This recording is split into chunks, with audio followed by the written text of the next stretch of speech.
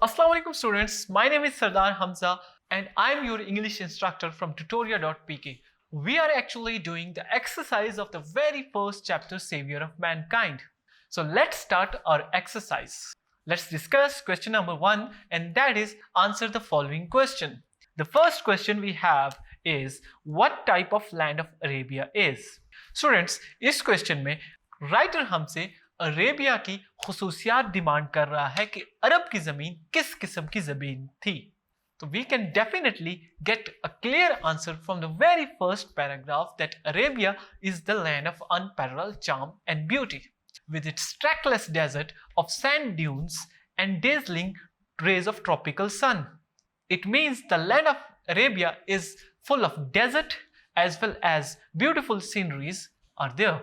If you want to answer the first question, you have to read the first paragraph very carefully. I hope I answered the question. Thank you.